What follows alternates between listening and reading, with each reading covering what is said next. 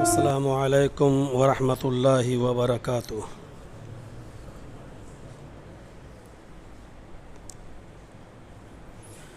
الحمد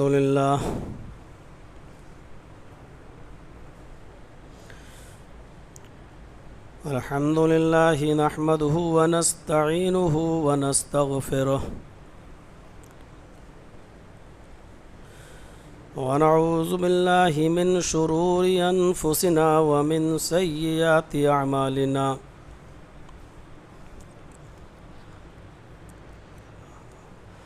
من يهده الله فلا مضل له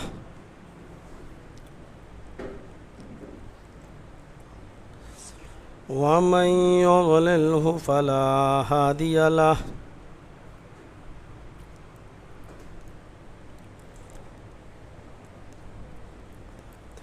وأشهد أن لا إله إلا الله وحده لا شريك له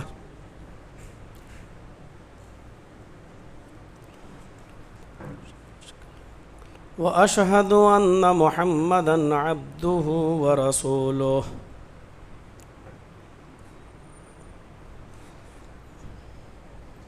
أما بعد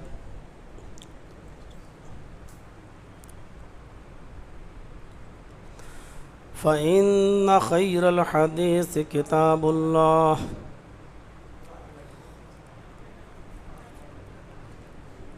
وخير الهدي هدي محمد صلى الله عليه وسلم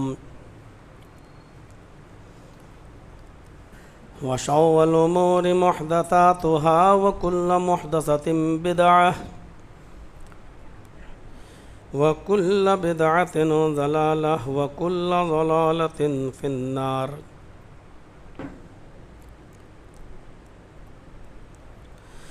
أعوذ بالله من الشيطان الرجيم،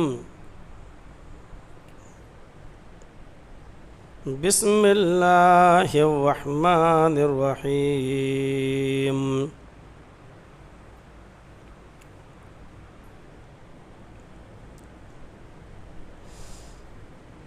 كل نفس ذائقة الموت وإنما توفون أجوركم يوم القيامة فمن زحزح عن النار وأدخل الجنة فقد فاز وما الحياة الدنيا إلا متاع الغرور۔ رب اشرح لي صدري ويسر لي أمري واحلل عقدة من لساني يفقهوا قولي۔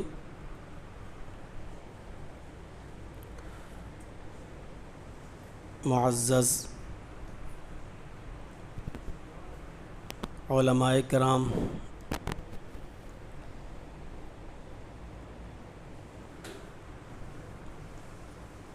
اور آپ کی اس بستی کے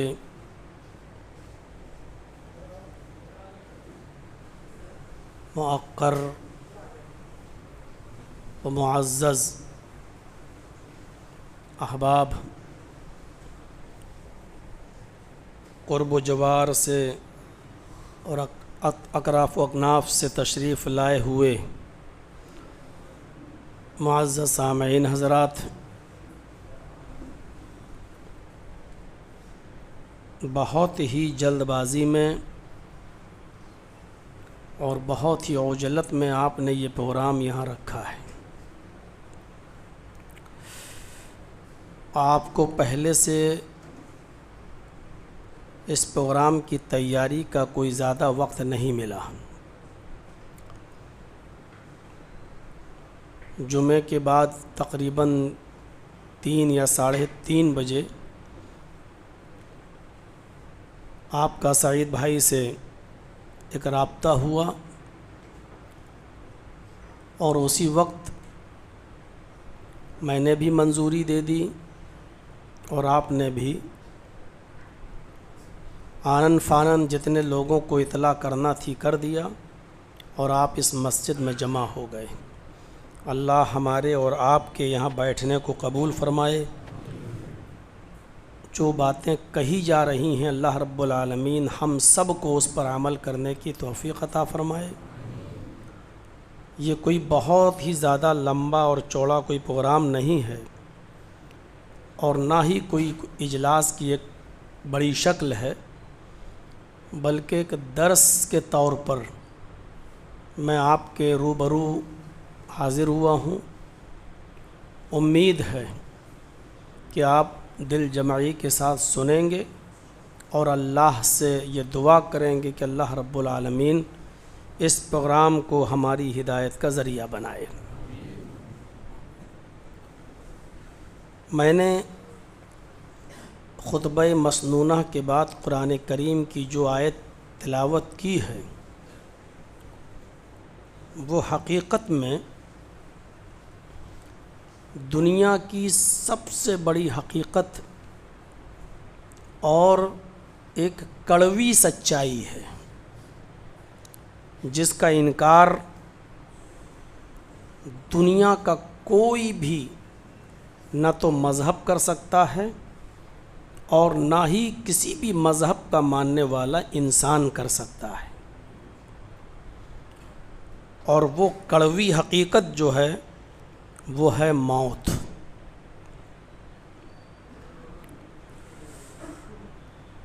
جو ہر انسان کو آنی ہے، اور یہ ایسی کڑوی سچائی ہے کہ دنیا میں آج بھی ایسے بہت سے لوگ ہیں جو اللہ تک کا انکار کر دیتے ہیں۔ باقاعدہ کمیونسٹ مزاج کے لوگ اور ادھرمی لوگ، جن کا کسی مذہب پر اعتبار نہیں اور جن کا عقیدہ یہ ہے کہ یہ دنیا یوں ہی چلتی آ رہی ہے اور چلتی رہے گی، لوگ پیدا ہوتے آئے ہیں، ہو رہے ہیں اور ہوتے رہیں گے، اور یہ دنیا یوں ہی چلتی رہے گی،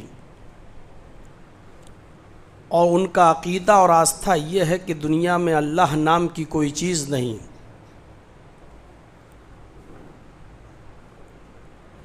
اللہ کا انکار کرنے والے بہت ملیں گے، لیکن موت کا انکار وہ بھی نہیں کر سکتے۔ تو اس سے آپ کو اندازہ ہوگا کہ یہ کتنی بڑی حقیقت ہے، اور ہر انسان اس کو اچھی طریقے سے سمجھتا ہے، خواہ وہ کسی بھی مذہب سے اس کا تعلق ہو، انکار نہیں کرتا۔ قرآن کریم نے اسی چیز کی وضاحت کی ہے جو میں نے خطبہ مسنونہ کے بعد جو آیت پڑھی ہے اس کے اندر، کل نفس ذائقۃ الموت، ہر نفس کو، ہر ذی روح کو، ہر جاندار کو موت کا مزہ چکھنا ہے۔ ہر انسان کو موت آنی ہے۔ اس کے بعد والے جملے پر بھی غور کیجیے گا، وَإِنَّمَا تُوَفَّوْنَ أُجُورَكُمْ، دنیا میں جو کچھ بھی تم کر رہے ہو، ہم اور آپ کرتے ہیں، اس کا اجر وہ تم پا کر رہو گے۔ اچھا کر رہے ہو تو اچھا، برا کر رہے ہو تو برا۔ وَإِنَّمَا تُوَفَّوْنَ أُجُورَكُمْ يَوْمَ الْقِيَامَةِ، قیامت کے دن تمہیں اس کا اجر ملے گا، پاؤ گے تم، پورا تمہیں اس کا اجر ملے گا۔ تمہارے اچھے اعمال کے ساتھ کھلواڑ نہیں ہوگا، جو کیا ہے اس کا اچھا نتیجہ تمہیں ملے گا، اور اگر برے اعمال کیے ہیں تو تمہیں اس کا برا رزلٹ ملے گا۔ فمن زحزح عن النار وادخل الجنہ، اپنے اچھے اور برے اعمال کی پاداش میں جو جہنم سے بچا لیا جائے اور جنت کے اندر داخل کر دیا جائے، فمن زحزح عن النار وَأُدْخِلَ الْجَنَّةَ، جو جہنم سے بچا لیا جائے اور جنت کے اندر داخل کر دیا جائے، فقط فاز، وہ کامیاب ہو گیا۔ پتہ یہ چلا کہ اصل کامیابی کیا ہے۔ دنیا میں ہمارا آنا یہ اصل کامیابی نہیں ہے۔ دنیا میں اپنا محل اور بنگلہ تیار کر لینا یہ اصل کامیابی نہیں ہے۔ دنیا کے اندر اپنے اولاد کے لیے ان کا فیوچر بہترین بنا دینا، ان کو سی اے بنا دینا، MBBS MD ڈاکٹر بنا دینا، یہ آپ کی زندگی کی کامیابی کی دلیل نہیں ہے۔ یہ ضمنی چیزیں ہیں۔ آپ گئے کسی جگہ کسی لیڈر سے ملنے کے لیے اور آپ کو جانا تھا، لوگوں نے بھیجا، آپ اپنے کام سے گئے، پتہ چلا صاحب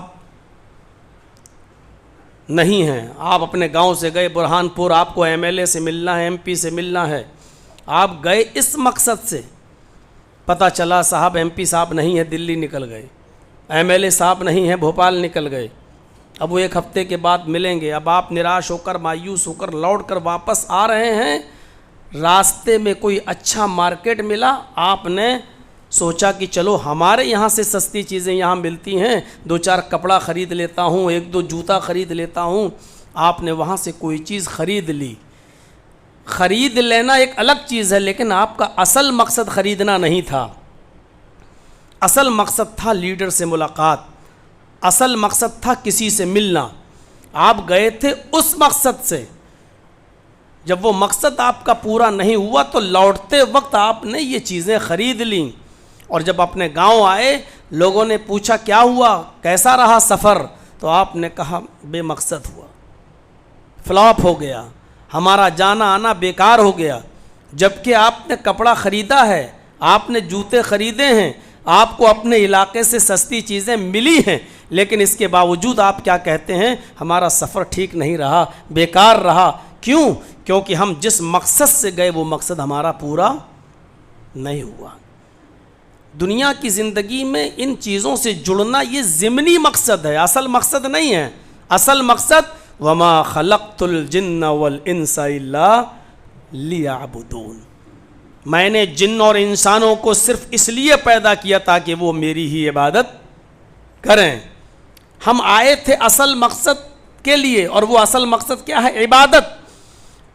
اس عبادت کے ساتھ ہم کاروبار کر لیں، بزنس سے جڑ جائیں، اپنے بچوں کو پڑھا لکھا کر ڈاکٹر بنا لیں، CA بنا لیں، MBA کرا لیں، الگ الگ چیزوں سے جوڑ دیں، یہ ایک الگ چیز رہی، یہ ایک ضمنی مقصد رہا۔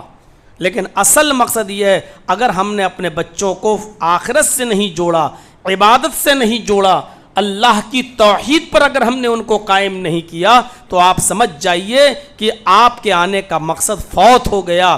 یہ چیزیں تو ضمنی ہے، لوٹتے وقت آپ نے چند چیزیں خرید لیں، لیکن اصل مقصد آپ کا یہ نہیں تھا۔ اصل مقصد لیڈر سے ملاقات، MP MLA سے ملاقات تھا، لیکن وہ نہیں ہوا، تو آپ کیا کہتے ہیں کہ میرا مقصد بیکار ہے۔ اگر آپ نے یہ ساری چیزیں جو دنیاوی طور پر آپ کو حاصل ہیں، آپ کو حاصل ہو گئیں، لیکن آپ کی اولاد اور آپ عبادت سے دور رہے، تو آپ یاد رکھیے آپ کے آنے کا مقصد بیکار رہا۔ اس چیز کو ذہن میں بٹھائیے گا۔ اسی لیے عبادت سے جو چیز روکتی ہے اور جنت سے جو چیز دور کرتی ہے وہ ہے دنیا کی رمق اور چمک، اور دنیا کی رنگینی، اور دنیا کی خوبصورت دھوکہ دینے والی زندگی۔ ان چیزوں کے دھوکے میں ہم آ کر دنیا کی عیش پرستی میں پڑھ کر ہم ان چیزوں سے دور ہو جاتے ہیں، جنت سے دور ہو جاتے ہیں اور جہنم سے قریب ہو جاتے ہیں۔ اس لیے آیت کے لاسٹ میں کہا وَمَا الْحَيَاةُ الدُّنْيَا إِلَّا مَتَاعُ الْغُرُورِ، دنیا کی زندگی تو محض دھوکے کی زندگی ہے۔ یہ زندگی آپ کو دور کر دیتی ہے جنت سے، یہ زندگی آپ کو قریب کر دیتی ہے جہنم سے۔ دنیا کی رنگین زندگی ہمیں قریب کر دیتی ہے جہنم سے، دور کر دیتی ہے جنت سے۔ اس لیے کیا فرمایا؟ وما هذه الحیات الدنیا الا متاع الغرور، دنیا کی زندگی تو محض دھوکے کی زندگی ہے، دور سے بڑی خوبصورت نظر آتی ہے لیکن قریب سے اگر آپ دیکھو گے تو بڑی بدصورت ہے یہ زندگی، بہت گھٹیا ہے یہ زندگی۔ اس لیے پیغمبروں نے اور ہمارے اسلاف نے اس دنیا سے دل نہیں لگایا، دنیا کو ضرورت کے تحت استعمال کیا، دنیا کو اپنے سر پہ نہیں بٹھایا۔ اور یہی عقل مند انسان کی پہچان ہے کہ وہ دنیا کو ضرورت کے تحت استعمال کرے، دنیا کو اپنے سر پر نہ بٹھائے۔ علامہ رومی نے دنیا کی مثال پانی کی طرح دی ہے، کہا دنیا کی مثال پانی کی طرح ہے اور انسان کی مثال کشتی کی طرح ہے۔ دنیا پانی کی طرح ہے اور انسان کشتی کی طرح ہے، اور آپ جانتے ہیں کہ کشتی بغیر پانی کے نہیں چل سکتی ہے۔ آپ کشتی کو خشکی میں رکھ دیں، یہاں لا کر رکھ دیں، وہ نہیں چلے گی، رکھی رہے گی، بیکار ہے۔ جب تک اس کشتی کو آپ پانی میں نہیں لائیں گے وہ نہیں چلے گی۔ دنیا پانی ہے اور انسان کشتی ہے، اور کشتی کو چلانے کے لیے پانی کی ضرورت ہے۔ اس کا مطلب یہ ہوا کہ انسان کو دنیا کی ضرورت ہے، انسان کو زندگی گزارنے کے لیے دنیا کی ضرورت ہے، لیکن یاد رکھیے جب تک کشتی پانی کے اوپر ہے اور پانی کے ارد گرد ہے تب تک محفوظ ہے، چلے گی، آپ اس کو کھے سکتے ہیں اور پار لگا سکتے ہیں۔ لیکن اگر دریا کا، جمنا کا، گنگا کا، سمندر کا پانی آپ اس کشتی کے اوپر لانے کی کوشش کریں گے، اس کشتی میں سوار کرنے کی کوشش کریں گے، کشتی بھی ڈوبے گی اور کشتی میں جتنے لوگ بیٹھے ہوئے وہ بھی ڈوب جائیں گے۔ دنیا کو جب تک آپ اپنی مرضی سے چلا رہے ہیں ٹھیک، دنیا کو اپنے سر کے اوپر اگر آپ نے بٹھایا تو آپ بھی ہلاک ہوں گے اور آپ کی آخرت بھی برباد ہو جائے گی۔ کشتی کو ضرورت ہے پانی کی، لیکن پانی کے اوپر چلائیے، اس کے ارد گرد چلائیے۔ اگر آپ پانی کو کشتی کے اوپر لادنے کی کوشش کریں گے، سوار کرنے کی کوشش کریں گے، تو کشتی بھی ڈوبے گی اور کشتی میں بیٹھے ہوئے سواری بھی ڈوب جائے گی۔ اس لیے یاد رکھیے دنیا کو اپنے حساب سے جب تک آپ چلائیں گے تب تک ٹھیک، آپ دنیا کے حساب سے چلنا شروع کر دیں گے تو اس کا مطلب یہ ہے کہ سمندر کے پانی کو آپ کشتی پہ لا رہے ہیں، آپ اپنے آپ کو دنیا کے ماحول میں ڈھالیں گے، اس کا مطلب یہ ہے کہ آپ دنیا کو غلام نہیں بنا رہے بلکہ دنیا کے غلام آپ بن رہے ہیں۔ اس کا نتیجہ یہ نکلے گا کہ دنیا دھوکہ تو دے گی اور اس کے بعد آپ بھی برباد ہوں گے اور آپ کی آخرت بھی برباد ہو جائے گی۔ اس چیز کو ہمیشہ یاد رکھیے گا۔ اسی لیے عقل مند انسان وہ ہے جو دنیا کو اپنی ضرورت کے تحت استعمال کرے، دنیا کو اپنے اوپر سوار نہ کرے۔ آپ سعودی جاتے ہیں، دبئی جاتے ہیں، اپنے ملک سے باہر جاتے ہیں، محنت کرتے ہیں، مزدوری کرتے ہیں، کما کر لاتے ہیں، اپنا گھر بناتے ہیں، اپنے وطن لوٹنے کے بعد تو آپ دیکھ لیجئے جب آپ اپنا گھر مکان بنائیں گے تو آپ اس میں اپنا روم بناتے ہیں، اس میں ہم اور ہماری بیوی رہے گی، بچوں کے روم الگ بناتے ہیں، اس میں ہمارے بچے رہیں گے، آپ کا بچہ پڑھتا ہے تو آپ اس کے ریڈنگ روم الگ بنائیں گے، اس میں ہمارے بچے پڑھیں گے، گیسٹ روم الگ بناتے ہیں، ہمارا کوئی مہمان آئے گا تو یہاں آ کر ٹھہرے گا، لیکن اسی مکان کے کسی ایک سائیڈ میں آپ ٹوائلٹ بھی بناتے ہیں، باتھ روم بھی بناتے ہیں۔ جب آپ کا پورا مکان بن کر تیار ہو جاتا ہے تو آپ کا دل مکان میں لگا رہتا ہے، ٹوائلٹ میں نہیں لگتا ہے، باتھ روم میں نہیں لگتا ہے، لیکن وہ مکان کا ایک ضروری حصہ ہے اور آپ کی زندگی کا بھی وہ ضروری حصہ ہے۔ اس میں کتنا بھی سنگ مرمر بچھا لو آپ، کتنا خوبصورت ٹوائلٹ بنا لو آپ، لیکن آپ اس کو ضرورت کے تحت استعمال کرو گے، 24 گھنٹے کے لیے آپ استعمال نہیں کرو گے۔ جب آپ کو ضرورت محسوس ہوگی تب آپ جائیں گے ٹوائلٹ، پیشاب کیا، باتھ روم کیا، لیٹرین سے فارغ ہوئے اور نکل آئے۔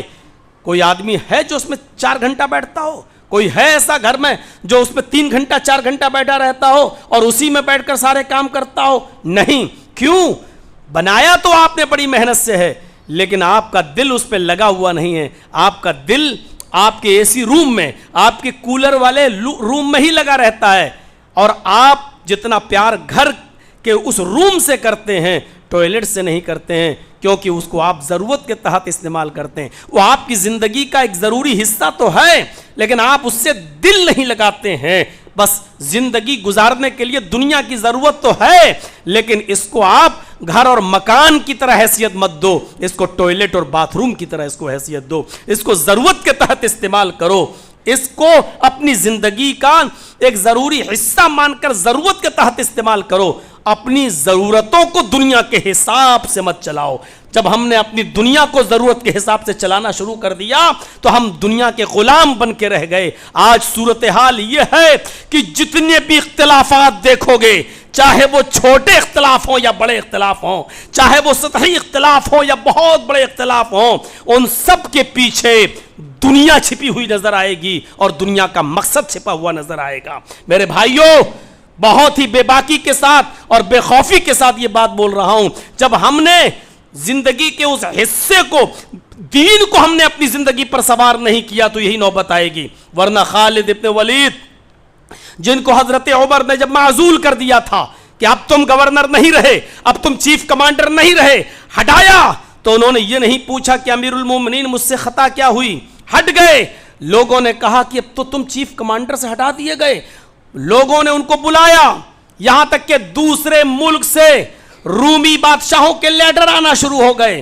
خالد ہمارے پاس چلے آؤ، ہمارے مذہب میں شامل ہو جاؤ، ہم اپنی بیٹی کا نکاح بھی تمہارے ساتھ کرنے کو تیار ہیں، اور اپنے ملک کا، آدھے ملک کا شہزادہ بھی ہم آپ کو بنانے کے لیے تیار ہیں. آپ کی اتنی بڑی توہین کی حضرت عمر فاروق رضی اللہ تعالیٰ عنہ نے، آپ کو چیف کمانڈری کے عہدے سے ہٹا دیا. تو حضرت عمر فاروق کے اس چیف کمانڈر کو جس کو ہٹایا تھا امیر المومنین نے، خالد ابن ولید نے اس کا جواب یہ کہہ کر دیا، اے رومی کتے، میں نے اسلام قبول اپنے ذات کے لیے کیا ہے، عمر کے لیے نہیں کیا ہے. مجھے اسلام کی خدمت کرنا ہے تو اس کے لیے ضروری نہیں کہ میں چیف کمانڈر بن کے کروں. اب میں آزاد ہوں، جتنی بہادری کے ساتھ میں پہلے لڑتا تھا اب میں آزاد ہوں، اس سے زیادہ بہادری کے ساتھ لڑوں گا، اس لیے کہ میں اسلام عمر کے لیے نہیں لایا ہوں، عمر کے رب کے لیے لایا ہوں. جس کو دین کی خدمت کرنا ہو ضروری نہیں کہ وہ مسجد کا متولی ہو کر ہی کرے گا. جس کو دین کی خدمت کرنا ہو ضروری نہیں کہ وہ اپنے ضلع کا اور اپنے شہر کا امیر ہو کر ہی کرے گا. دین کی خدمت کرنے کے لیے ضروری نہیں کہ اس کو کوئی عہدہ ملے اور پوسٹ ملے، اس کے لیے ضروری ہے کہ وہ ایک جھاڑو اٹھا لے اور مسجد میں جہاں گندگی دیکھے اس کو صاف کرنا شروع کر دے. دین کی خدمت کرنے کے بہت سے موقع ہیں. دین کی خدمت کرنے کے لیے مسجد کا متولی اور مسجد کا صدر ہونا ضروری نہیں ہے. جب ہم نے دنیا کو اپنے اوپر سوار کر لیا تو میرے پیارے ساتھیوں یہ ساری چیزیں ہمارے اندر داخل ہو گئیں. اس لیے آج چھوٹا بھی اختلاف ہو یا بڑا اختلاف، اس کے پیچھے ہمیں دنیا چھپی ہوئی نظر آتی ہے. اس لیے فرمایا وَمَا هَٰذِهِ الْحَيَاةُ الدُّنْيَا إِلَّا مَتَاعُ الْغُرُورِ، دنیا کی زندگی تو محض دھوکے کی زندگی ہے. دنیا کو ٹوائلٹ کی طرح استعمال کرو، جس میں آپ جاتے ضرور ہیں لیکن دل نہیں لگاتے ہو، دل آپ کا گھر سے لگتا ہے. ایسے ہی آپ دنیا کو استعمال کرو لیکن دل مت لگاؤ. دل آپ کا آخرت کی طرف لگنا چاہیے کہ ہمیں اپنے کرموں کا، چاہے اچھے ہوں یا برے، ایک دن حساب و کتاب ہمیں دینا ہے.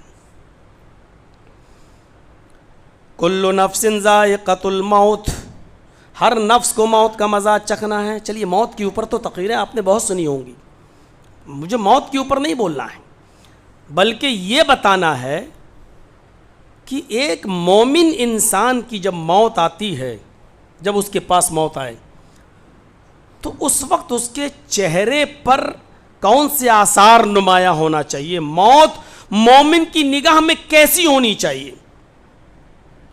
موت کی تمنا کسی کو نہیں کرنا چاہیے اور نہ ہی موت کی دعا کسی کو کرنا چاہیے. منع ہے حدیث میں، اللہ مجھے موت دے دے. یا انسان جب بہت زیادہ بیماری سے پریشان ہو جاتا ہے تو کہتا ہے اب تو برداشت سے باہر ہے، اللہ تو مجھے اٹھا لے. یہ سب دعائیں کرنا منع بتائی ہیں. ان بیماریوں پر صبر کے ساتھ اگر آپ برداشت کرتے ہیں تو یہ ہمارے گناہوں کا کفارہ ہوتی ہیں۔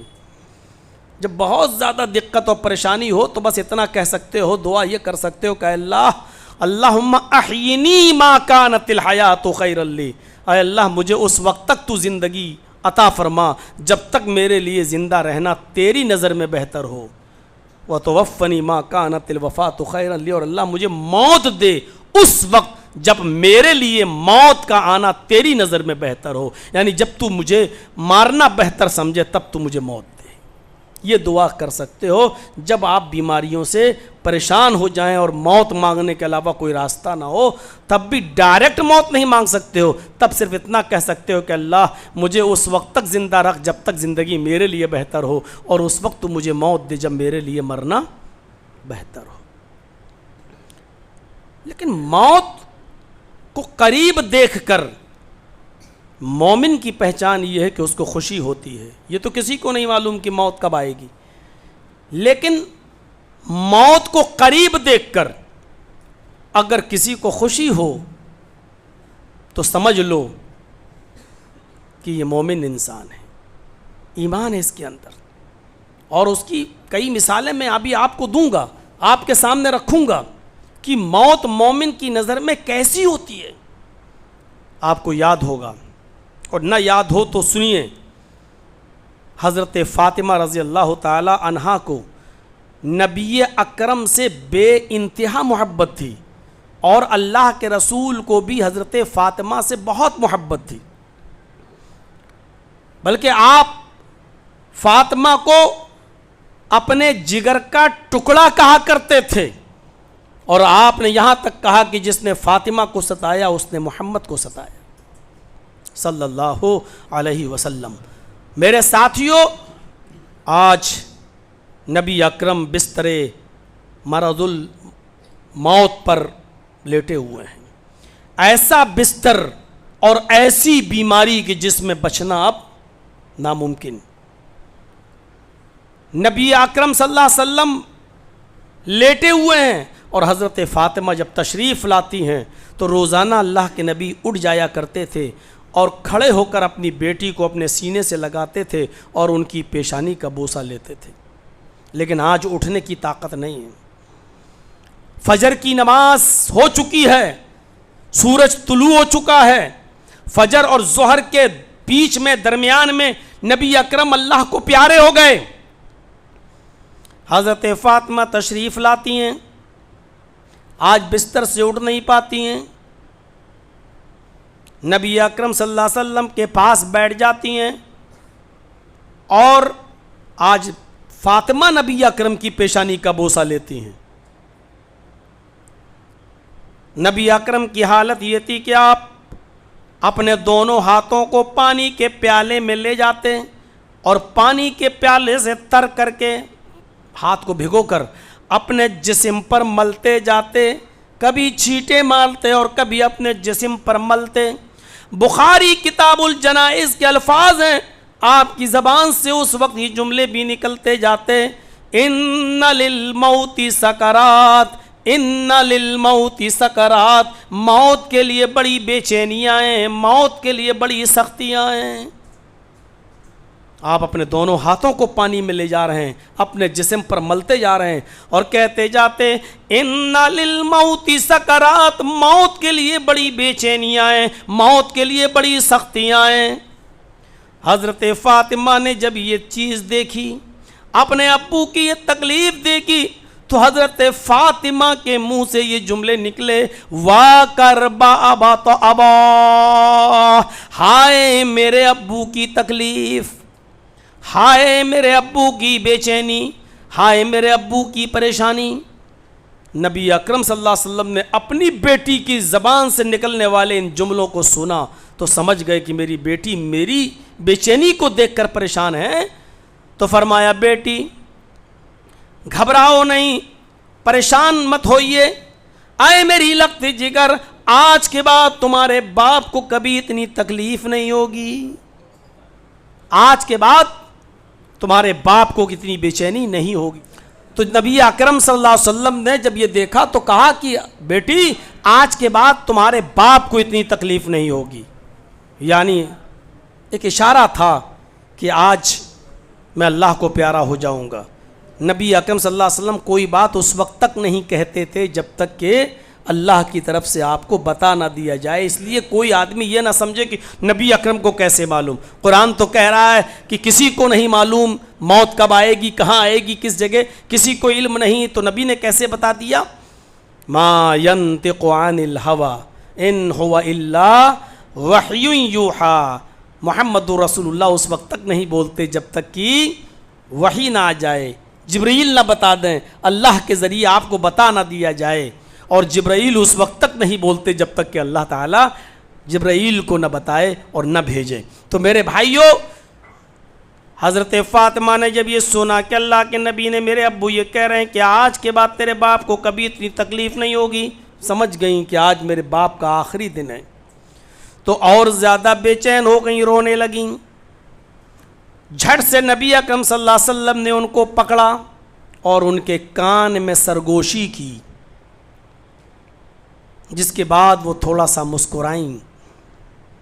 پھر آپ نے دوبارہ ان کے سر کو اپنے قریب کیا، پھر دوبارہ سرگوشی کی، پھر وہ اور زیادہ مسکرائیں، ہنسی۔ یہ راز تھا نبی اکرم کی زندگی میں، حضرت فاطمہ نے کسی کو نہیں بتایا۔ جب اللہ کے رسول اس دنیا سے رخصت ہو گئے تو حضرت عائشہ صدیقہ نے ایک دن کہا، فاطمہ تمہیں میں واسطہ دیتی ہوں اس حق کا جو میرا تمہارے اوپر ہے، مجھے وہ راز بتاؤ، نبی اکرم نے آپ کے کان میں کیا کہا تھا، میں جاننا چاہتی ہوں۔ حضرت فاطمہ جو جملے ادا کر رہی ہیں اور حضرت عائشہ کو جو جملے بتا رہی ہیں اس پر غور کیجئے۔ کہا کہ ہاں اب میں وہ جملے بتاؤں گی، نبی اکرم نے جو بات میرے کان میں کہی اب میں بتا سکتی ہوں، کیونکہ نبی اکرم نے جب میرے کان میں وہ جملے کہے تھے تو اس کا مطلب یہ تھا کہ وہ نبی کی زندگی میں ایک راز تھا۔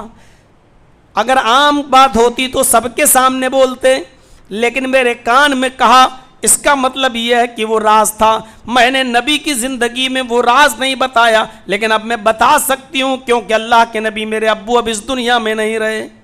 فرمایا، امی جان محمد رسول اللہ نے، میرے ابو نے میرے کان کو پکڑا اور قریب کیا تو اس میں پہلا جملہ جو فرمایا، کہا فاطمہ تمہیں رونے کی ضرورت نہیں، تمہیں فکر مند ہونے کی ضرورت نہیں، ابھی جبرائیل آئے اور مجھ سے یہ کہہ کر گئے ہیں کہ فاطمہ سے کہہ دو کہ اللہ تعالیٰ نے فاطمہ سیدۃ نساء اہل الجنہ، فاطمہ کو جنت کی تمام عورتوں کا سردار بنا دیا۔ فاطمہ، اللہ نے تمہیں جنت کی تمام عورتوں کا سردار بنا دیا۔ یہ جملہ جب میرے کان میں کہا تو میں مسکرائی، خوشی سنی تو ہنسی، لیکن چونکہ پھر اسی غم کے ماحول میں ڈھل گئی، کیونکہ میرے ابو کا آخری دن، میرے ابو نے جو کہا کہ آج کے بعد تمہارے باپ کو کبھی اتنی تکلیف نہیں، جب میں پھر اسی پریشانی میں چلی گئی تو اللہ کے نبی نے، میرے ابو نے پھر مجھے قریب کیا اور میرے کان میں ایک دوسری بات کہی۔ بخاری کتاب الجنائز میں یہ الفاظ دیکھے جا سکتے ہیں میرے بھائیوں۔ فرمایا فاطمہ طاہرہ نے کیا کہا، ان جملوں کو سنیے۔ فرمایا امی، دوبارہ جب محمد رسول اللہ نے، میرے ابو نے جب مجھے قریب کیا تو میرے کان میں فرمایا، فاطمہ تمہیں فکر مند ہونے کی ضرورت نہیں، میرے اہل بیت میں، میرے خاندان میں، میرے گھرانے میں سب سے پہلے تم میرے پاس آؤ گی، میرے اہل بیت میں، میرے خاندان میں، میرے گھرانے میں سب سے پہلے تم میرے پاس آؤ گی۔ یعنی میں جا رہا ہوں، اگر میرے گھر میں سب سے پہلے کوئی میرے پاس آئے گا، یعنی کسی کا انتقال ہوگا، تو تم میرے بعد آ رہی ہو۔ اور پھر دنیا نے دیکھا کہ محمد رسول اللہ کے اس دنیا سے رخصت ہو جانے کے صرف 6 مہینے کے بعد حضرت فاطمہ رضی اللہ تعالیٰ عنہا کا بھی انتقال ہوا، اور وہ بھی اللہ کے نبی صلی اللہ علیہ وسلم سے جا ملی۔ میرے بھائیوں، حضرت فاطمہ کہتی ہیں جب اللہ کے نبی نے مجھ سے یہ کہا کہ میرے اہل بیت میں، میرے گھرانے میں تم سب سے پہلے میرے پاس آؤ گی، تو اس خوشخبری کو سن کر میں مسکرا دی۔ موت کو قریب دیکھ کر کون مسکراتا ہے؟ سب سے پہلے تم میرے پاس آؤ گی، اس کا مطلب سب سے پہلے تمہارا انتقال ہوگا میرے گھرانے میں، تو انتقال کی خبر سن کر رنجیدہ ہونا چاہیے، غمزدہ ہونا چاہیے، لیکن نہیں، حضرت فاطمہ مسکرا رہی ہیں۔ موت مومن کی نظر میں یہ خوشخبری لے کر آتی ہے۔ ہم اور آپ سب اپنے گریبانوں میں جھانک کر دیکھیں کہ موت کو قریب دیکھ کر کس کے چہرے پہ مسکراہٹ آتی ہے۔ ہمیں تو فکر ہوتی ہے کہ میری تو 4 بیٹیاں ہیں، 2 کی شادی کر دی، 2 رہ گئی ہیں، ان کا کیا ہوگا میرے جانے کے بعد؟ میرے 4 بیٹے تھے، 2 کی شادی ہو گئی، 2 باقی ہیں، ان کا کیا ہوگا؟ ان کی پڑھائی لکھائی کا کیا ہوگا؟ ہمیں یہ فکر دامن گیر ہوتی ہے، جبکہ ہم 5 وقت کی نماز بھی پڑھتے ہیں۔ اس کا مطلب یہ ہے کہ ایمان کہیں نہ کہیں سے لیک ہو رہا ہے، لیکیج ہے، کہیں نہ کہیں دنیا ہمارے دل میں بیٹھی ہوئی ہے، سمائی ہوئی ہے۔ کوئی چیز ہے جو ہمیں ہمارے انتقال کے بعد بچوں کی فکر اور بیٹیوں اور بیٹوں کی فکر پر ہمیں اکسا رہی ہے کہ ان کا کیا ہوگا۔ جبکہ اس زمانے کے پیغمبر تو اپنی اولاد سے یہ پوچھا کرتے تھے کہ میرے بعد تم کس کی عبادت کرو گے؟ اپنی اولاد کو بٹھا لیا کرتے تھے اپنے پاس، اور وہ یہ نہیں پوچھتے تھے کہ میرے بعد کاروبار کون سنبھالے گا، میرا بزنس کون سنبھالے گا، وہ یہ سوال کیا کرتے تھے، آئے میرے بچوں مجھے یہ بتاؤ کہ تم عبادت کس کی کرو گے، کس کے سامنے اپنا سر جھکاؤ گے؟ جب وہ یہ کہتے تھے کہ ہم صرف ایک اللہ کی عبادت کریں گے، تب وہ مطمئن ہو جایا کرتے تھے کہ ہم نے اپنے بچوں کو توحید پر چھوڑا ہے۔ ہم کیا کہتے ہیں؟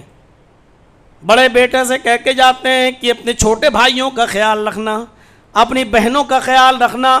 اس وقت بھی یہ توفیق نہیں ہوتی کہ ہم یہ کہہ سکیں کہ میرے انتقال کے بعد میرے ترکے میں جتنا بیٹے کا حق ہے، بیٹی کو بھی شریعت کے مطابق حق دینا، بہن کا بھی حق بنتا ہے بہن کو بھی دینا۔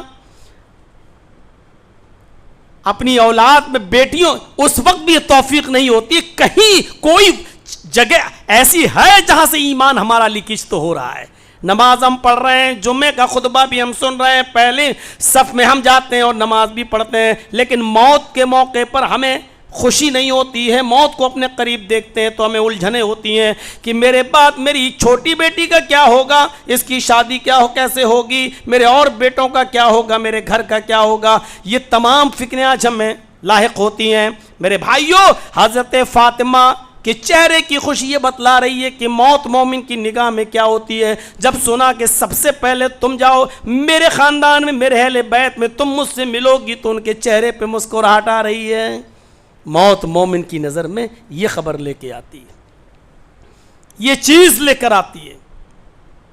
ایک ہم ہیں، ابھی کسی کو ہلکا سا سینے میں درد ہو جائے، ابھی ہارڈ پڑ جائے، بھاگے گا لے کر کسی ہارڈ اسپیشلسٹ ڈاکٹر کے پاس، دوڑے گا، جائے گا، خود وہ آدمی بھی پریشان ہوگا اور تمام خیالات اس کے ذہن میں آنے لگیں گے۔ میں یہ نہیں کہہ رہا ہوں کہ نہیں جانا چاہیے، جانا چاہیے، علاج کرانا چاہیے، لیکن کبھی کبھی ایسے حالات بھی آتے ہیں کہ انسان خود یہ سمجھ جاتا ہے کہ اب میرے وقت بہت قریب ہے، اب ہم زیادہ دن نہیں۔ اس موقع پر اس کی کیفیت کیا ہونی چاہیے؟ کیا اس کی کیفیت یہ ہوتی ہے نہیں میں اپنے رب کے پاس جا رہا ہوں، اس کے چہرے پہ مسکراہٹ آئے کہ میں 3rd کلاس کی زندگی سے 1st کلاس کی زندگی کی طرف جا رہا ہوں۔ یہ زندگی 3rd کلاس کی ہے، مرنے کے بعد والی زندگی 2nd کلاس کی ہے، اور آخرت میں حساب و کتاب کے بعد جب قیامت کا دن آئے گا اور حساب و کتاب کے بعد جب مستقل طور پر جنت اور جہنم میں آدمی بھیج دیا جائے گا، وہ 1st کلاس کی زندگی ہے۔ میرے بھائیوں، اگر کوئی اچھے عمل کیا ہوا ہے اس کو خوشی ہونی چاہیے کہ ہم 3rd کلاس کی زندگی سے اب 2nd کلاس کی زندگی میں، اور 2nd کے بعد 1st کلاس کی زندگی میں، لیکن وہ 3rd کلاس کی زندگی کو چھوڑنا ہی نہیں چاہ رہا ہے۔ اس کا مطلب ایمان ہمارے اندر نہیں، کہیں سے لیکیج ہو رہا ہے، کہیں سے رس رہا، ٹپک رہا ہے۔ ایمان کے اندر پورے کے پورے ابھی ہم داخل نہیں ہوئے ہیں۔ ایک اور منظر اٹھائیے، نبی اکرم مرض الموت ہی میں آپ کی ساری بیویاں آپ کے پاس بیٹھی ہوئی ہیں، آپ کی ساری بیویاں بیٹھی ہوئی ہیں۔ حضرت عائشہ صدیقہ ایک سوال کرتی ہیں کہ اللہ کے نبی صلی اللہ علیہ وسلم، ایک دن اس دنیا سے مرنا تو سبھی کو، انتقال تو سبھی کا ہونا ہے، ایک دن اس دنیا سے سبھی کو کوچ کرنا ہے، آپ کو بھی ہمیں بھی، لیکن ایک بات تو بتائیے۔ کہا کیا؟ کہا مان لیجیے آپ اس دنیا سے رخصت ہو جاتے ہیں، آپ اللہ کو پیارے ہو جاتے ہیں، تو ہم تمام بیویاں جتنی زندہ ہیں آپ کے پاس بیٹھی ہوئی ہیں، اتنی بیویوں میں سے کون سی بیوی سب سے پہلے آپ کے پاس آئے گی؟ یہ نہیں پوچھ رہی ہیں کہ کس کی عمر زیادہ لمبی ہوگی۔ سوال دیکھیے کیا ہے، اور یہ سوال ہمیں کیا سوچنے پر مجبور کر رہا ہے۔ اے اللہ کے نبی بتائیے کہ ہم بیویوں میں سے کون سی بیوی آپ سے سب سے پہلے ملے گی، کس بیوی کی ملاقات آپ سے سب سے پہلے ہوگی؟ ہر بیوی یہ چاہتی ہے کہ نبی کے پاس میں سب سے پہلے جاؤں، میں سب سے پہلے جاؤں۔ تو کون سی بیوی آپ کو سب سے پہلے ملے گی؟ اب اتنی بیویوں میں آپ کس کا نام لے دیں؟ جس کی زیادہ بیویاں ہوں تو وہ ماحول کو سمجھتا ہے، احساس بھی کرتا ہے۔ اب آپ کس کا نام لے دیں؟ جس کا نام لے لیں گے بقیہ سب کہیں ناراض نہ ہو جائیں۔ آپ نے کسی کا نام نہیں لیا، لیکن بات بھی اشارے میں کہہ دی۔ آپ نے فرمایا ہاں عائشہ تم نے سوال تو بہت اچھا کیا ہے، لیکن اس کا ایک ہی جواب ہے۔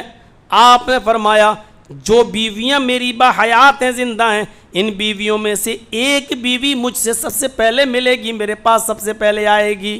فرمایا وہی تو پوچھ رہی ہوں، کون آئے گی؟ آپ نے فرمایا اطولکن یدن، تم لوگوں میں جس کے ہاتھ سب سے زیادہ لمبے ہوں گے۔ اطولکن یدن، بخاری کے الفاظ، جس کے ہاتھ سب سے زیادہ لمبے ہوں گے وہ سب سے پہلے میرے پاس آئے گی، یعنی وہی سب سے پہلے مجھ سے ملے گی۔ اس وقت تو کوئی کچھ نہیں بولا، لیکن تھوڑی دیر گزر جانے کے بعد حضرت عائشہ نے سب کو بلایا دوسرے حجرے میں، ادھر آؤ ادھر آؤ ادھر آؤ۔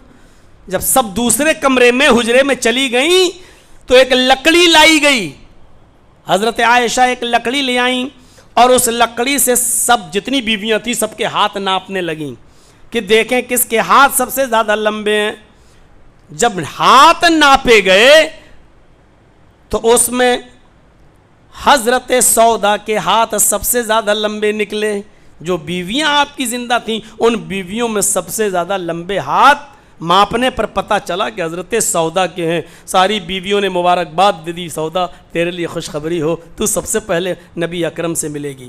حضرت سودا بھی مسکرا دیں، لو میرے ہاتھ سب سے زیادہ لمبے ہیں، میں اپنے شوہر سے محمد رسول اللہ سے، اپنے نبی سے سب سے پہلے ملوں گی۔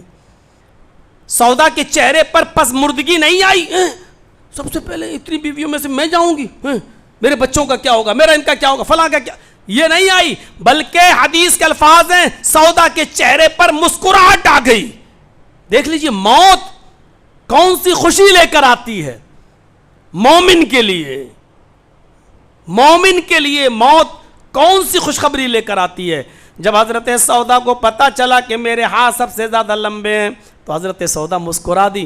حالانکہ نبی اکرم کے انتقال کے بعد سودا کا بھی انتقال سب سے پہلے نہیں ہوا، انتقال کسی اور بیوی کا ہوا، سودا کا نہیں۔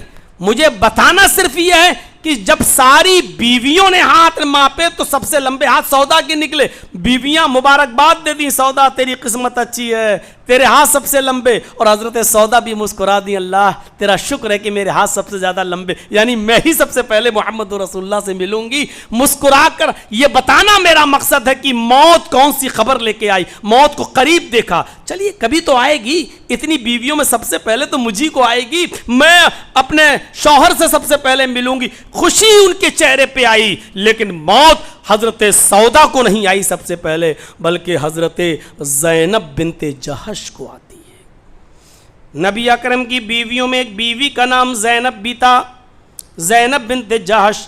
حضرت محمد رسول اللہ کی بیویوں میں زینب جو زندہ تھی ان میں زینب رضی اللہ تعالی عنہا کو سب سے پہلے نبی کے انتقال کے بعد ان کی وفات ہوتی ہے، ان کا انتقال ہوتا ہے۔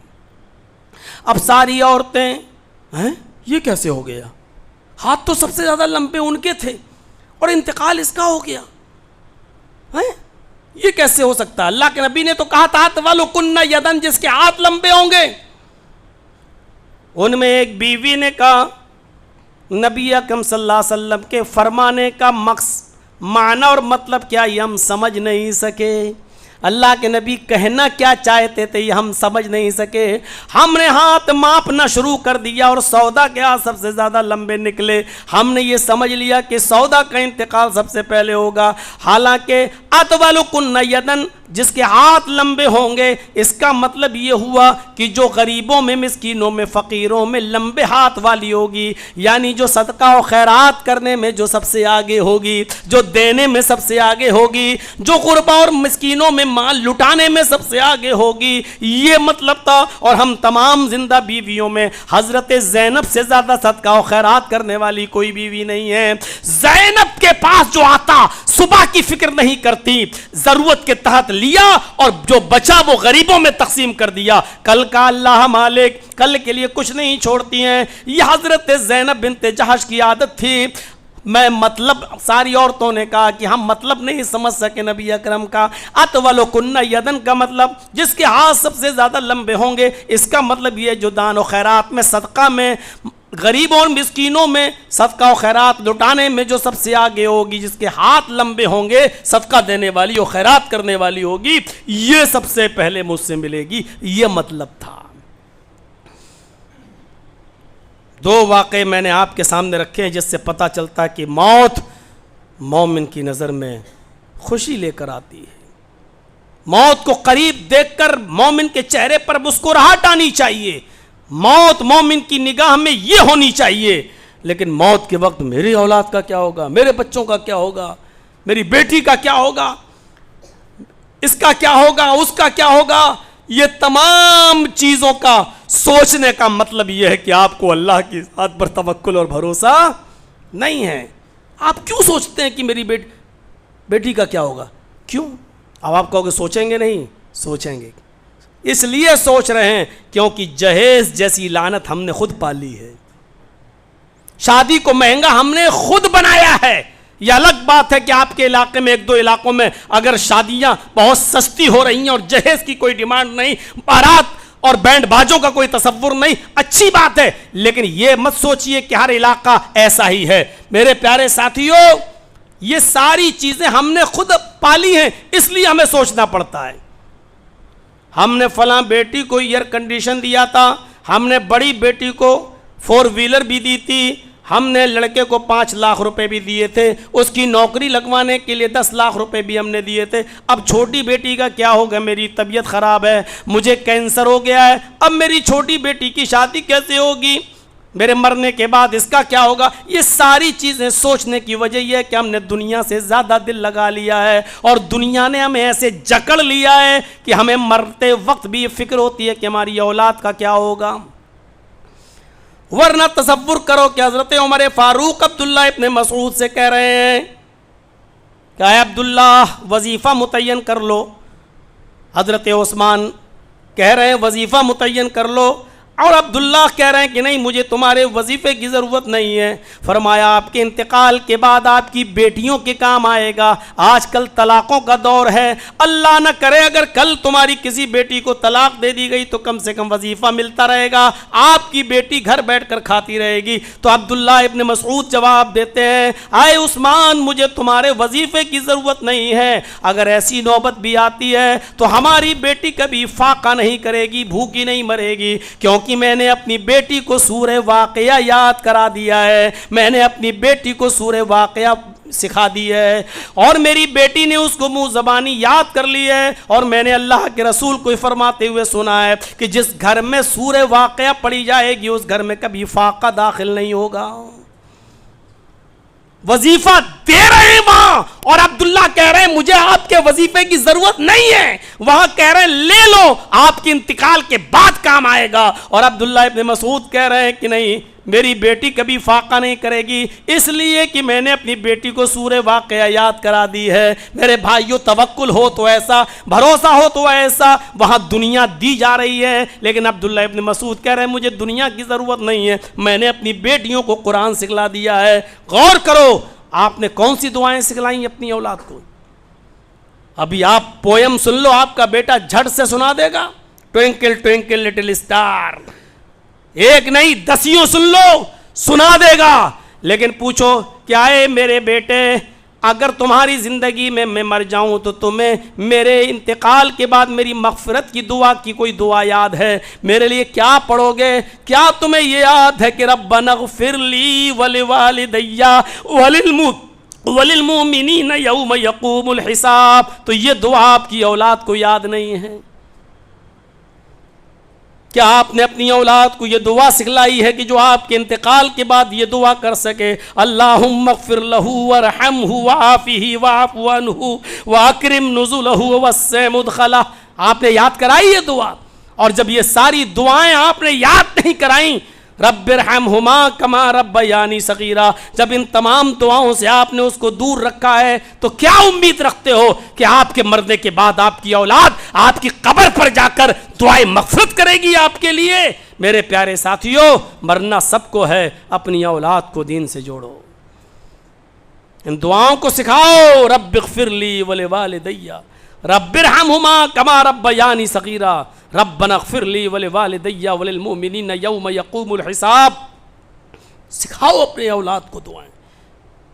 ذرا تصور کرو، ایک ہے یہ دعا اللہ میرے باپ کی مغفرت فرما دے، اللہ میرے باپ کو بخش دے، آپ نے اپنی زبان میں کر دی، اور ایک دعا وہ ہے جو اللہ خود سکھلا رہا اپنے بندوں کو کہ میرے بندو اپنے ماں باپ کے لیے ان لفظوں میں دعا مانگو جو میں تمہیں بتلا رہا ہوں، ربنا اغفر لی ولوالدی وللمؤمنین یوم یقوم الحساب۔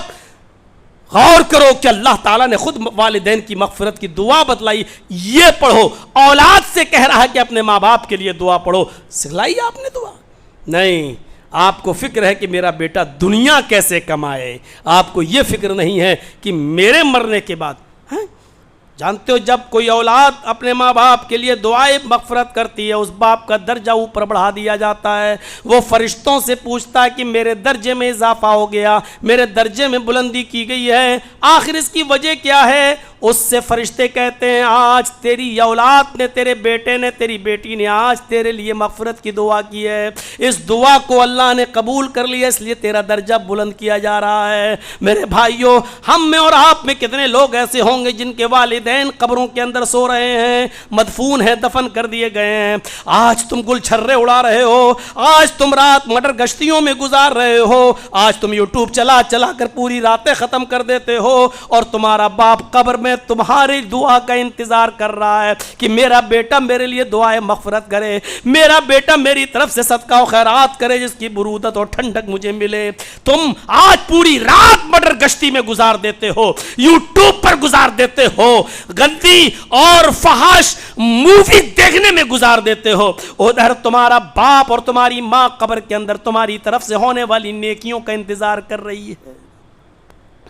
ذرا تصور کرو آپ، موت مومن کی نظر میں کیسی ہونی چاہیے، یہ سوچئے۔ سب کو آنی ہے موت، اور روح کو نکلتے وقت ہر آدمی کو دیکھنا بھی ہے کہ روح نکل رہی ہے ہماری۔ فَلَوْلَا إِذَا بَلَغَتِ الْحُلْقُومَ، جب یہ روح تمہارے حلق تک پہنچ جائے گی، ملک الموت جب روح نکالتا ہے تو سب سے پہلے یہ پیروں کے پنج تلووں سے نکلنا شروع ہوتی ہے۔ آپ دیکھیے گا کسی مرنے والے کے قریب بیٹھیے گا، جب وہ سانسیں لے رہا ہو، روح کر رہی ہو، سب سے پہلے اس کے نیچے کا حصہ، یہ حصہ اس کا بے جان ہوتا ہے۔ روح نکلتی یہاں سے کھینچتا ہے، یہاں تک جب کھینچتی ہے تو یہ حصہ بے جان ہو جاتا ہے۔ پھر ملک الموت روح کھینچتا ہے، پنڈلی تک آتی ہے، وَالْتَفَّتِ السَّاقُ بِالسَّاقِ، پنڈلی سے مل جاتی ہے، یہ یہاں سے نیچے کا حصہ بے جان ہو جاتا ہے. پھر ملک الموت روح کھینچتا ہے تو گھٹنے تک آتی ہے, گھٹنے سے نیچے کا حصہ بے جان ہو جاتا ہے.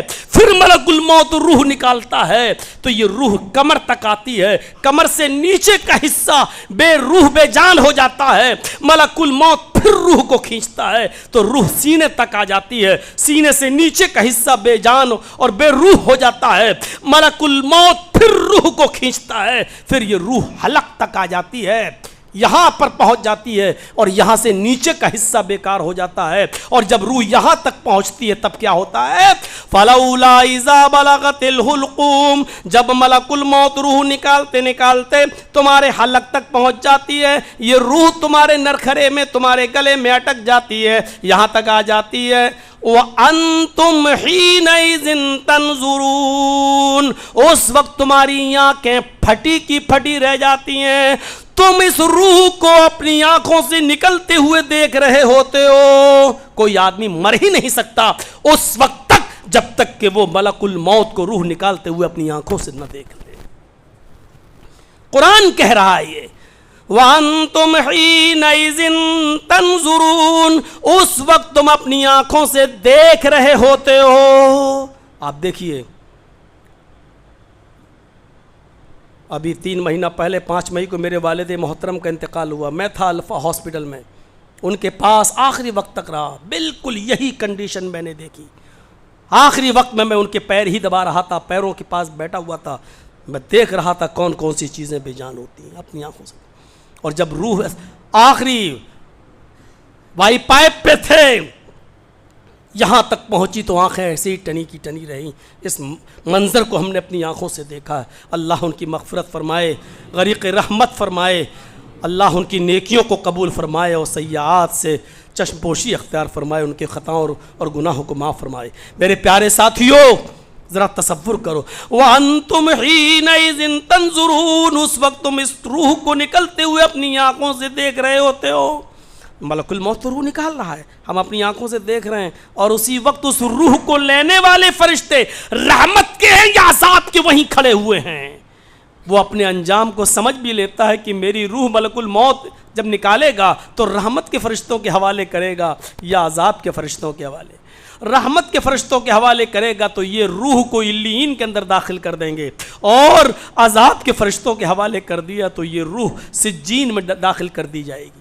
سجین سجن سے بنا ہے جس کا معنی جیل, قید خانہ, 7ویں زمین کے نیچے قید خانہ ہے. سجین ہے, برے لوگوں کی اور منافق لوگوں کی روح ہیں 7ویں زمین کے نیچے سجین میں ڈال دی جاتی ہیں, اور نیک لوگوں کی روح علیین 7ویں آسمان کے اوپر ایک مقام ہے جس کا نام ہے علیین. نیک لوگوں کی روح علیین میں ڈال دی جاتی ہیں.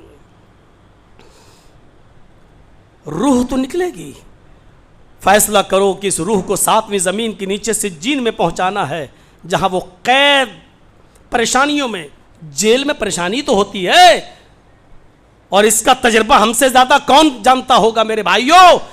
پریشانیاں ہی تو ہوتی ہیں, اسی لیے تو اس کو جیل اور سجن کہا جاتا ہے.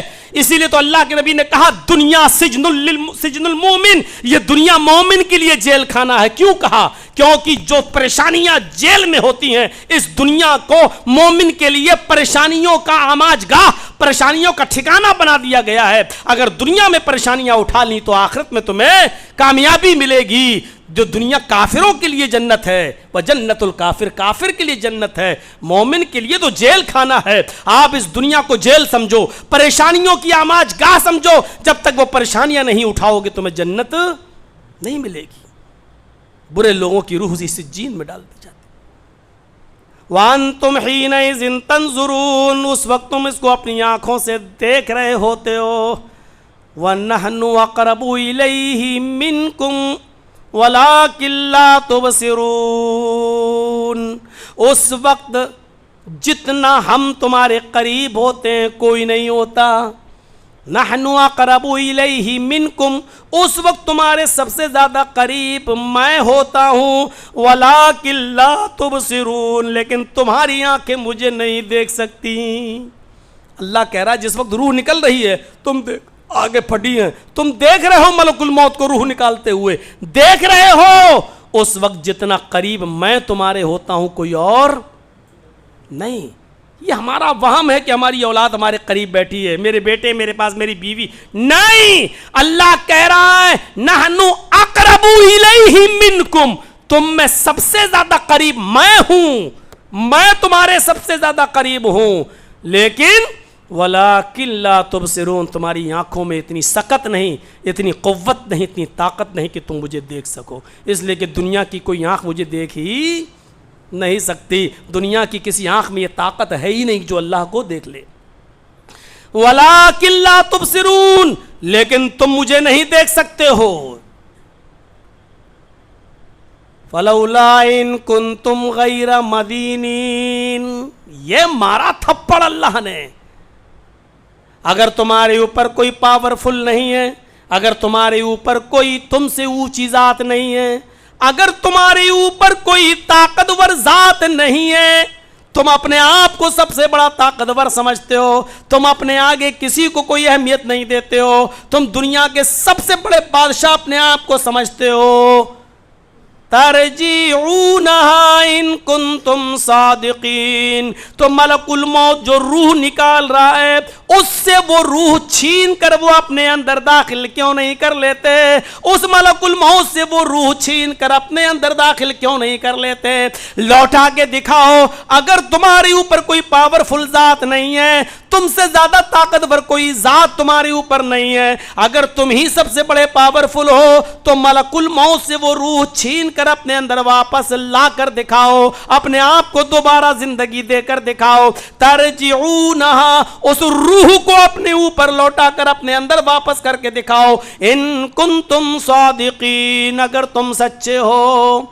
اب گئی ساری طاقتیں, اب دنیا کا کوئی ڈاکٹر تمہاری روح کو واپس نہیں کر سکتا ہے. ڈاکٹر کا کام تھا صرف اس وقت تک جب تک روح تمہارے اندر تھی, تمہاری باڈی کی اصلاح کے لیے ٹیبلٹ دے سکتا تھا, لیکن جب روح نکل گئی تو اب باڈی کے اندر وہ طاقت نہیں رہی جو ٹیبلٹ کو جھیل سکے اور ہضم کر سکے. اب ڈاکٹر کا بھی ہاتھ ختم.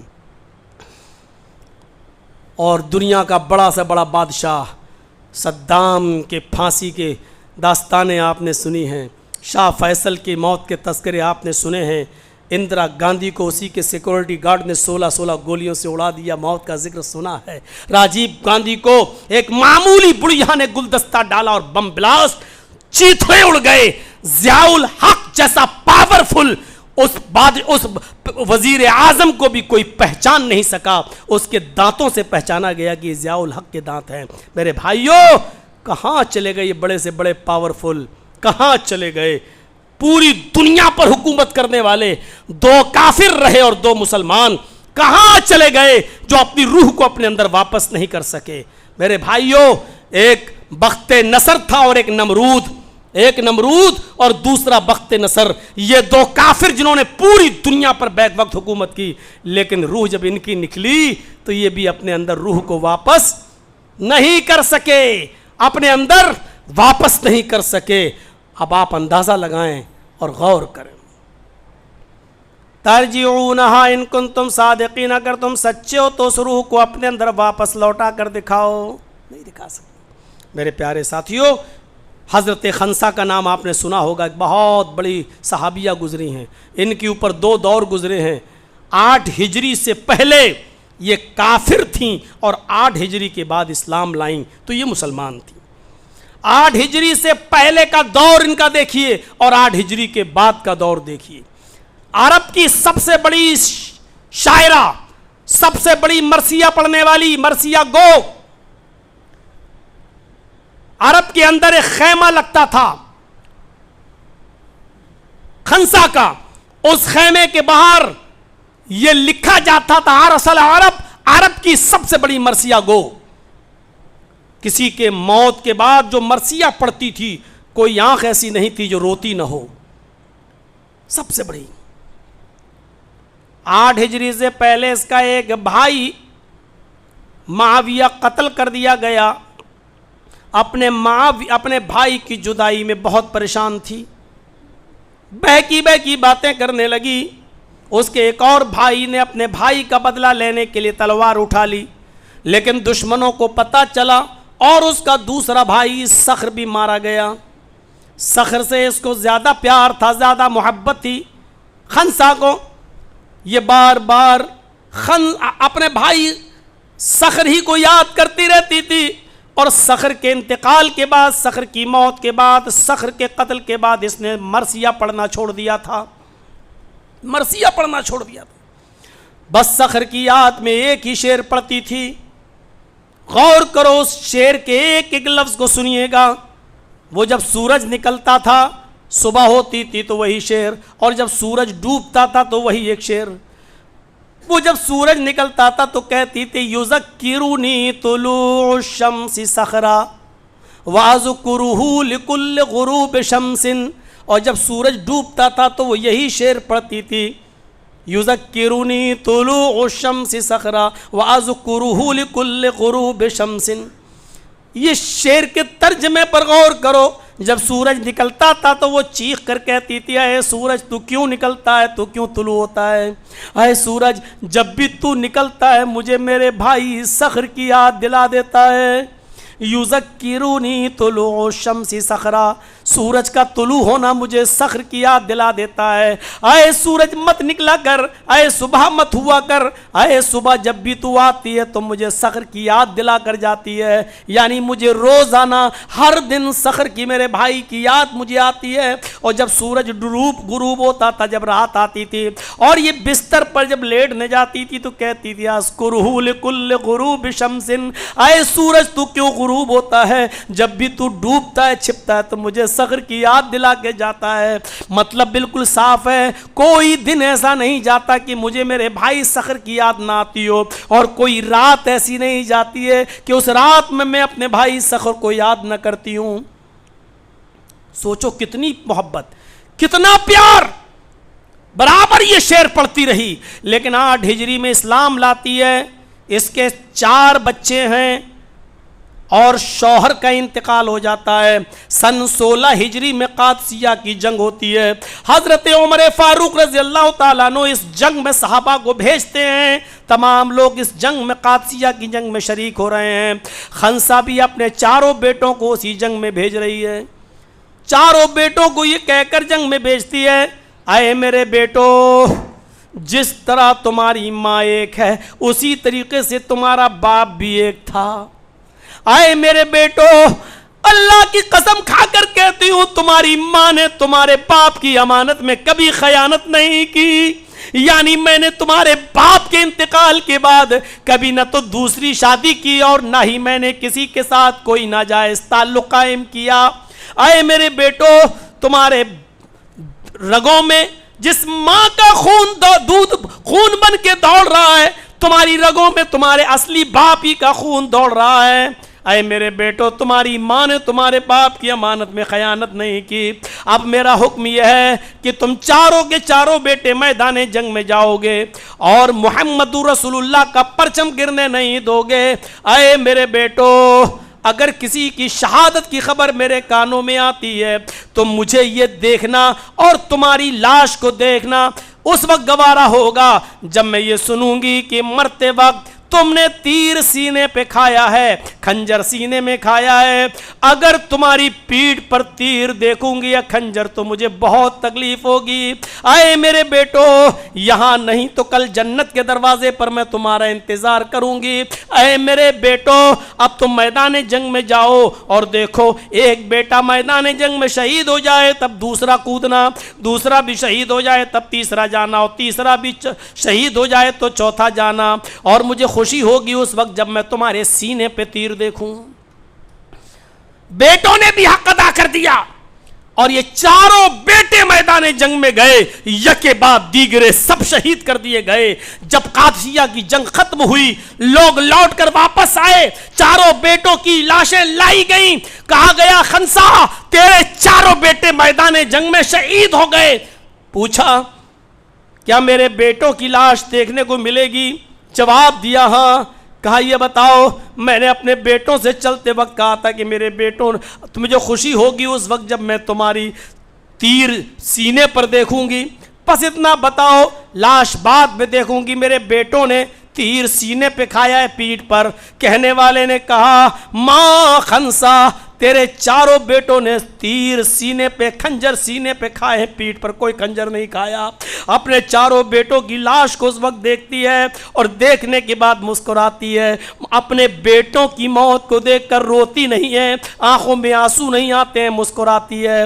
وہی خنسا جو اپنے بھائی کی موت پر مرثیہ پڑھتی تھی حالت کفر میں, اے سورج تو کیوں نکلتا ہے, اے رات تو کیوں آتی ہے, اب مجھے سحر کی یاد دلا دیتا ہے دن تو, اے رات تو بھی مجھے سحر کی یاد دلاتی ہے, یہ خنسا. لیکن اپنے چاروں بیٹوں کو جب شہید دیکھتی ہے تو مسکراتی ہے اور نگاہیں آسمان پہ ڈالتی ہے اور یہ جملے ادا کرتی ہے الحمدللہ الذی شرفنی بقتلہم. تمام تعریفیں اس اللہ کے لیے جس نے مجھے میرے بیٹوں کی شہادت سے نوازا ہے, جس نے مجھے میرے بیٹوں کی شہادت سے مشرف فرمایا ہے. میرے بھائیوں, موت مومن کے لیے یہ خبر لے کے آتی ہے. وہ ماں اپنے بیٹوں کی لاش کو دیکھتی ہے تو روتی نہیں ہے بلکہ مسکراتی ہے. میرے بھائیوں, اس لیے کہ شہادت ایک بہت بڑا ایوارڈ ہے, شہادت ایک بہت بڑا انعام ہے, شہادت ایک بہت بڑا تحفہ ہے, اور اس پر میرے بھائیوں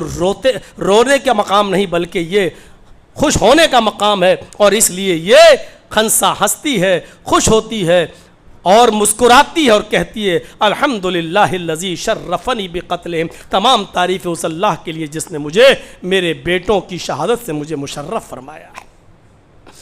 تو موت کو ہم یہ خوشی کا پیمانہ سمجھیں تب تو سمجھیں کہ ہم مومن ہیں.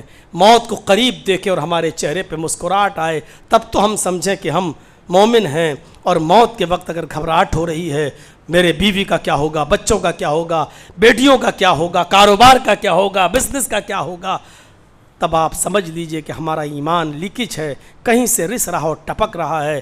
میرے بھائیوں, بہت لمبا چوڑا خطاب نہیں کرنا ہے, اصل خطاب میرا کل ہے برہان پور کی سرزمین پر. میرے بھائیوں, موقع لگے تو آپ آئیے اور زیادہ سے زیادہ لوگوں کو لے کے آئیے, کیونکہ توحید جو سارے انبیاء کی دعوت اور سارے انبیاء کا مشن رہا ہے, کل اس موضوع پر وید اور رامائن اور گیتا اور غیر مسلموں کی کتابوں کے حوالے سے بھی ہم توحید کو بتائیں گے اور بیان کریں گے کہ توحید تمام نبیوں کا مشن رہا ہے. کل اس پر مکمل خطاب ہوگا. ہم آپ سے رخصت ہوتے ہیں اور رخصتی کے وقت پھر یہ دعا کرتے ہیں کہ بار الہ ہم تجھ سے دعا کرتے ہیں کہ موت ہماری نظروں میں عزیز بنا دے تاکہ ہمارا ایمان مضبوط ہو. اور اللہ موت سے پہلے ہمیں ہمارے ایمان کی ہمیں اصلاح کرنے کی توفیق عطا فرما اور ایمان کو مضبوط کرنے کی توفیق عطا فرما. اللہ جب تک تو ہمیں زندہ رکھ, اسلام پہ زندہ رکھنا, اور جب ہمارا خاتمہ ہو تو ایمان پر ہمارا خاتمہ فرمانا. وما علینا الا البلاغ المبین وآخر دعوانا ان الحمد للہ رب العالمین. السلام علیکم ورحمۃ اللہ وبرکاتہ.